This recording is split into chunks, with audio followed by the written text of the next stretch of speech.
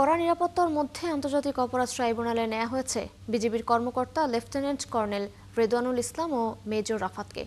জুলাই আন্দোলনে রাজধানীর রামপুরায় ২৮ হত্যা মামলায় মানবতা বিরোধী অপরাধের মামলার বিরুদ্ধে শুনানি রয়েছে আজ। সোমবার আন্তর্জাতিক অপরাধ ট্রাইব্যুনাল ১ এর চেয়ারম্যান বিচারপতি মোহাম্মদ সৈয়দ মজুমদারের নেতৃত্বাধীন ৩ সদস্যের বিচারিক প্যানেলে এই জবানবন্দি নেবেন। এদিন এই মামলায় পলাতক ২ আসামির পক্ষে রাষ্ট্রের পক্ষ থেকে আইনজীবী নিয়োগ দেওয়া হতে পারে। গত ৫ নভেম্বর প্রসিকিউশনের আবেদনের পর আজকের দিনে শুনানির তারিখ দেওয়া হয়। মানবতা বিরোধী অপরাধের এই মামলায় বর্তমানে ৪ আসামির ২ জন কারাগারে রয়েছেন। জুলাই আন্দোলনে রাজধানীর রামপুরায় ২৮ হত্যা মামলার শুনানি হবার কথা রয়েছে আজ। ট্রাইব্যুনালে আছেন আমাদের সহকর্মী মাইনুল মারুফ। আমরা এ বিষয়ে আরও জানতে তার সাথে যুক্ত হচ্ছি। মাইনুল, আপনি তো সেখানে রয়েছেন, নিশ্চয়ই খোঁজ খবর রাখছেন। কখন নাগাদ শুরু হবে বিজিবির কর্মকর্তা সহ ৪ জনের বিরুদ্ধে শুনানি, এবং অন্য আর কোনো মামলার শুনানি রয়েছে কিনা সে বিষয়ে জানাবেন। রাত ১১টার পরে যে বিজিবির যে কর্মকর্তা রয়েছেন, বিজিবির সাবেক কর্মকর্তা, এবং তারা মূলত সেনা কর্মকর্তা এবং জুলাই গণঅভ্যুত্থানকালীন সময়ে তারা বিজিবিতে কর্মরত ছিলেন এবং সেই সময় এই ঘটনা ঘটে।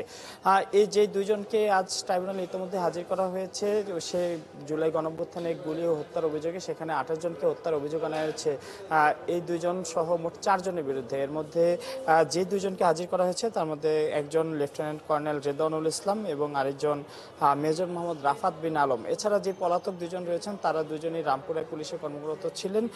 তারা একজন এডিসি রাশেদুল ইসলাম এবং আরেকজন রামপুরা থানার সাবেক ওসি মশিউর রহমান।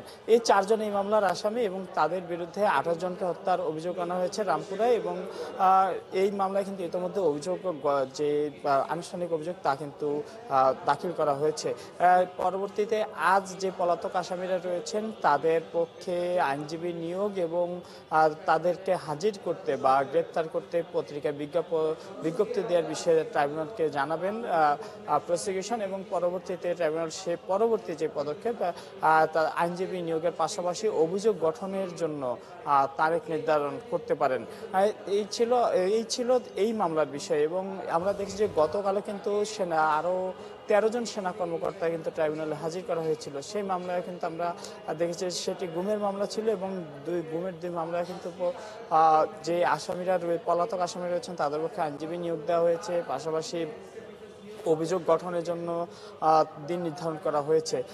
আজ এই যে পলাতক আসামির বাইরে যারা সেনা হেফাজতে ছিলেন ১৫ জনের মধ্যে বাকি যে ২ জন আছেন সেই ২ জনকে কিন্তু আজকে হাজির করা হলো। এবং আজকে এই ২ জন সেনা কর্মকর্তা কিন্তু আমরা দেখছি গতকাল সবুজ রঙা যে prison van, special prison van যাকে বলা হয়, শীতাতপ নিয়ন্ত্রিত, সেই প্রিজন ভ্যানই তাদেরকে আনা হয়েছে এবং কিছুক্ষণ আগেই তাদেরকে এখানে আনা হয়। এবং ১১টার পর হয়তো তাদেরকে এজলাসে তোলা হবে এবং এজলাসে তোলার পর পরবর্তীতে কি আসে বা এজলাস থেকে তাদের জন্য কি আদেশ দেওয়া হয় সে বিষয়টি আপনার মাধ্যমে জানিয়ে দেব।